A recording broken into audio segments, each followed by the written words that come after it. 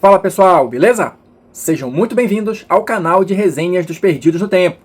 Hoje é dia da gente seguir adiante na nossa jornada explorando Vezem, RPG de horror nórdico da Free League, publicado aqui no Brasil pela Retropunk, que a gente está destrinchando aqui no canal, né? Vamos passar por todos os capítulos do livro, sempre com o objetivo de tentar identificar o que for mais importante para dar aquela ideia geral de qual é a proposta, qual é a pegada do jogo, beleza? Se você está chegando agora aqui no canal, mas quer saber tudo que a gente já comentou sobre o Vezem, é só se ligar aqui na nossa playlist exclusiva, que reúne todos os nossos vídeos a respeito desse tema. E depois, se quiser continuar na jornada junto com a gente, se inscreve aí no canal e ativa o sininho. Então olha só, pessoal, quem tá ligado no movimento, tá inscrito já aqui no canal e tá acompanhando a nossa série conforme os vídeos vão saindo, sabe que hoje a gente vai começar um capítulo novo. A gente vai abordar aqui o capítulo 3 do livro, que trata sobre as perícias, tá? Mas vamos aproveitar o embalo também, e até porque é um capítulo curtinho, vamos avançar até o capítulo 4 falando também dos talentos. Então hoje a ideia geral aqui é dar uma visão de como é que funciona a mecânica, né, das perícias e dos talentos aqui no sistema do Vezem. Novamente, quem está acostumado já com jogos da Free League, né, tipo Alien, tipo Tales from the Loop, que eu já comentei aqui no canal, não deve ter muita dificuldade em pegar as mecânicas, elas são bem similares. Mas de qualquer jeito a gente vai dar uma passada geral nelas, né, para apresentar para vocês como elas se encaixam aqui no cenário do Vezem. Seguindo adiante, para a gente mergulhar logo aqui no nosso conteúdo, vamos só dar uma olhadinha com mais detalhes aqui na arte de abertura do capítulo, né, bem bonita, bem bacana. Aqui é aquela história, vai dar uma visão geral do que vai ser tratado, né, aqui nesse capítulo, e ele já começa aqui direto com o tópico testes de perícia. E só aqui nesse parágrafo e com um exemplo básico aqui, ele já vai te dar a visão geral de como é que isso funciona. Salvo engano, eu até comentei já isso em algum vídeo anterior, mas vamos retomar aqui a linha de raciocínio rapidinho. Como é que funciona um teste de perícia? Basicamente você tem o seguinte, você vai pegar o valor que você tiver naquela perícia X, somar com o valor que você tiver no atributo que está relacionado a ela, lembrando, cada perícia vai estar vinculada a um atributo, são 12 perícias, 4 atributos, então se a minha matemática não está errada, você vai ter aí 3 perícias vinculadas a cada um dos atributos. Então você vai ver quanto é que eu tenho nessa perícia, quanto é que eu tenho nesse atributo, vai somar, e o resultado vai ser a quantidade de dados que você vai efetivamente jogar. Lembrando que aqui no Vezem a gente usa somente dados de 6 lados. E lembrando também que basta que você tenha um sucesso, um número 6 em algum dos dados, para que você seja bem sucedido na ação que você está tentando realizar. Essa é a dificuldade padrão, tá? Normalmente você precisa de apenas um sucesso. E lembrando também, se por acaso você quiser realizar alguma ação que até se encaixaria em alguma perícia específica, mas você não tem a determinada perícia, você vai jogar usando somente o valor que você tiver no atributo que está vinculado a essa perícia, beleza? Então, isso aí é o básico do básico para a gente entender aqui os testes de perícia. E realmente não precisa de nada muito além disso. O sistema é bem direto, mas ele tem algumas particularidades e algumas minúcias que a gente vai explorando aqui ao longo dos vídeos. Aproveitando esse gancho, um desses detalhes, uma dessas minúcias que eu acho que é interessante ressaltar aqui para vocês, é relacionada à questão dos modificadores, tá? Algumas características aqui do jogo, tipo, salvo engano, até os talentos que a gente vai falar daqui a pouquinho, algumas condições especiais vão te dar bônus ou penalidades nos testes, tá? São os famosos modificadores, positivos ou negativos. Mas como é que isso vai funcionar aqui na mecânica do Vezem? Toda vez que você encontrar algum modificador dizendo que você tem mais 2 num determinado teste, ou que você tem uma penalidade de menos 1 no teste X, isso aí significa quantidade de dados. Então, mais 2 num teste significa que você tem mais 2d6 para jogar, menos 1 no teste significa que você tem menos 1d6 para jogar, beleza? Só para não confundir, porque em alguns outros sistemas você soma isso, né? Então seria mais 2 no resultado final do teste. Aqui no Vezem não. Qualquer modificador que você encontrar, na verdade vai representar quantidade de dados, seja para somar, seja para subtrair. Outro ponto que eu acho legal de destacar aqui com vocês é o que o livro trata como testes fracassados, tá? Aqui, basicamente, qual é a ideia central? Se você falhar no teste, o que isso vai representar em termos de história, em termos de narrativa? Eu queria fazer determinada ação, falhei no meu teste de perícia, não consegui fazer. Isso significa somente que você não conseguiu fazer? Não. O livro dá algumas outras orientações, tá? A primeira delas é o seguinte, sugestão do livro, que o narrador oriente mais ou menos ali o jogador no sentido de esclarecer quais são as consequências da falha. Não vai dizer, obviamente, exatamente aquilo que vai acontecer, mas mais ou menos quais podem ser as consequências, né, caso o personagem falhe naquela jogada, tá? E aí ele segue adiante dizendo o seguinte: se o teste específico, se aquela ação específica for algo muito difícil ou algo muito perigoso, a falha pode também gerar uma condição física ou mental. Já comentamos um pouquinho aqui sobre condições, mas vamos voltar a falar disso em vídeos futuros, tá? E também, uma outra orientação é que, assim, se o resultado do teste, ou o que estiver em jogo ali, seja algo realmente muito sério, e isso aqui tenho em mente que eu estou falando de situações excepcionais, tá? A falha, ela pode gerar direto, né, para aquele personagem a condição de arrasado. A gente vai ver com mais detalhes, salvo engano, acho que no próximo vídeo, quando a gente falar do sistema de combate. Mas só tenham isso em mente. Toda vez que um teste de perícia vai acontecer, o ideal, né, segundo a sugestão do livro, é que o narrador dê uma ideia geral ali para o jogador quais são as possíveis consequências de uma falha, destacando esses 2 pontos. Se for algo realmente difícil, perigoso, pode ser que a falha gere também, né, além de não conseguir fazer a ação, uma condição física ou mental, dependendo, né, do que estiver rolando ali na narrativa. E se for algo que realmente ultrapassa até mesmo esse nível, pode ser que a falha leve o personagem diretamente para a condição de arrasado. Por exemplo, o livro coloca aqui, eu estou tentando saltar de um trem, eu estou tentando me livrar de um trem. Se o trem me pega, né, e eu falho no teste, provavelmente eu já estou direto na condição arrasada, isso se eu não morrer logo de cara, né? Então é nesse tipo de nível de desafio que vocês têm que pensar diretamente nessas condições mais severas, tipo arrasado. A ideia geral que o livro tenta passar é mais ou menos por aí. Uma outra sugestão que o livro dá, que eu achei interessante, é essa aqui, olha, de uma única rolagem. O que significa isso aqui? Trocando em miúdos, é a ideia de que você pode resolver diversas situações fracionadas com uma única jogada.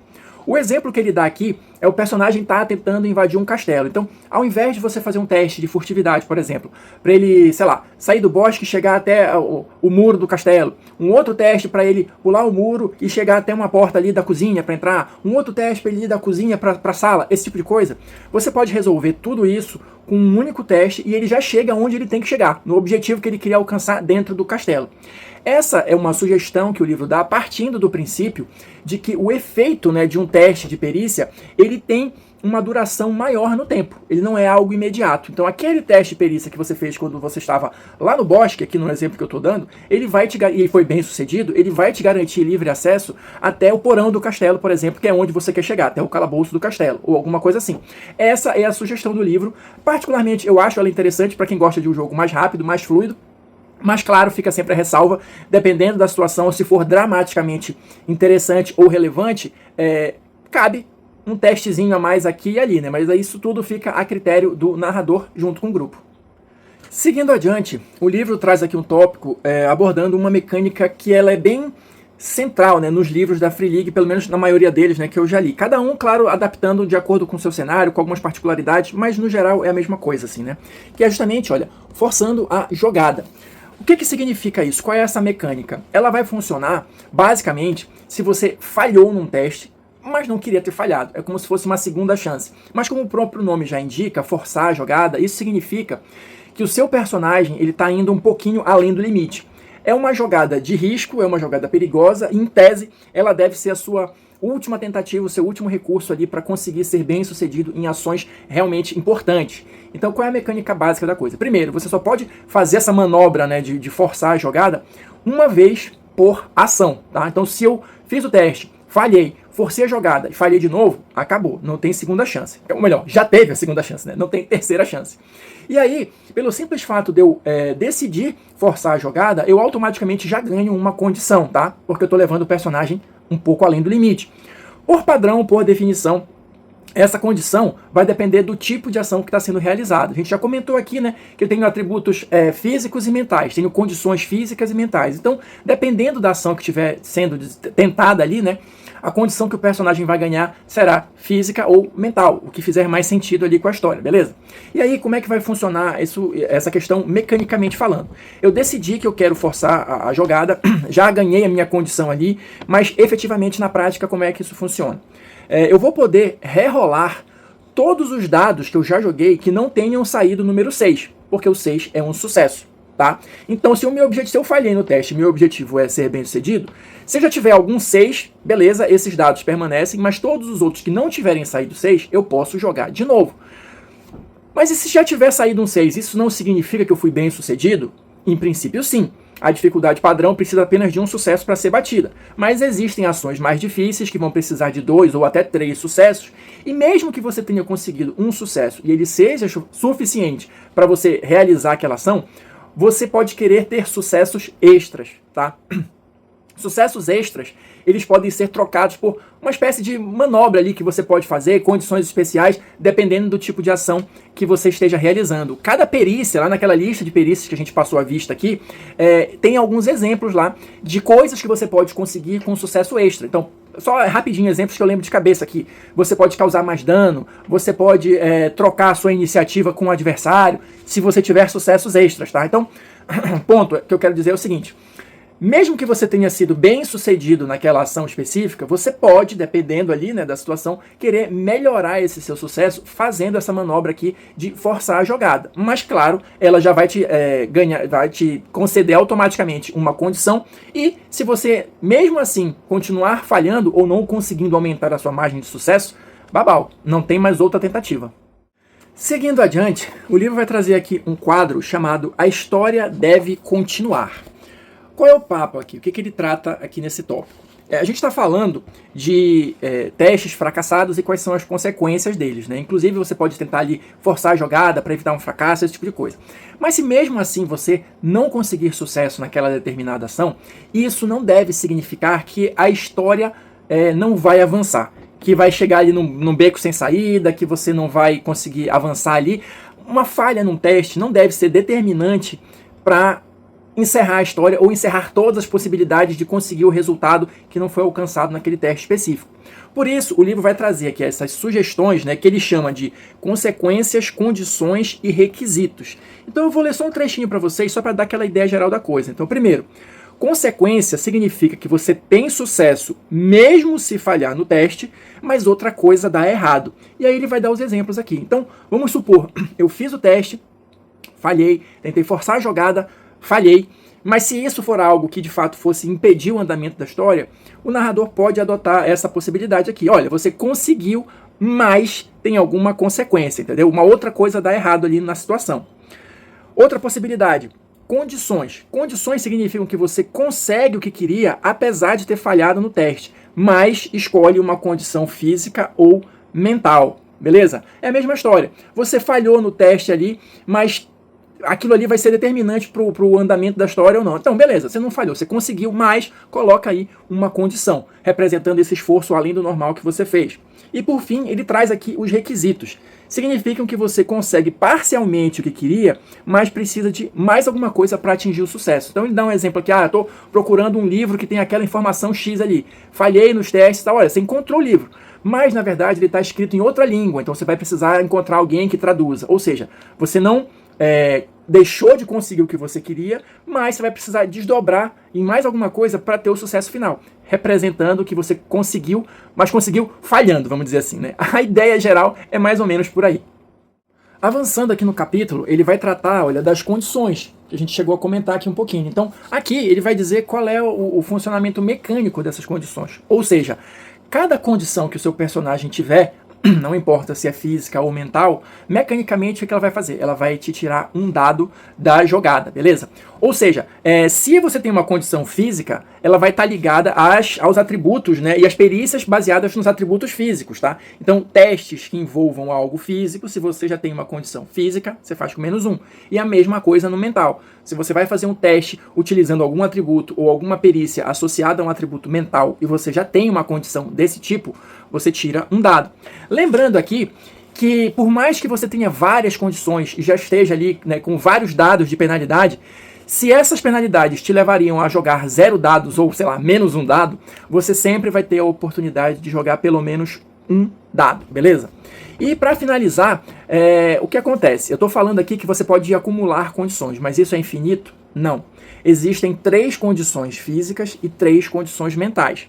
Se você conseguir acumular 3 condições do mesmo tipo e aí fosse ganhar uma 4ª do mesmo tipo, aí você atinge o que o livro chama de condição de arrasado, né? E aí você vai ter outras consequências e também, já de cara, você já ganha o que o livro chama de um ferimento crítico.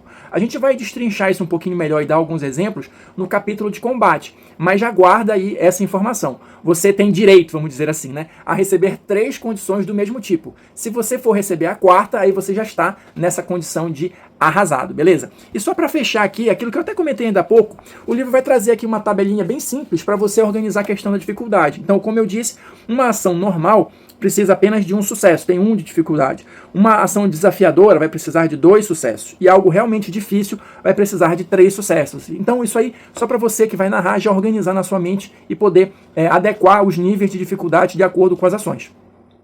Seguindo adiante, o livro vai tratar de algumas outras situações aqui relacionadas aos testes e tal, mas algo muito direto, algo muito simples e tal, que ele já vai tratar aqui com todos os detalhes necessários.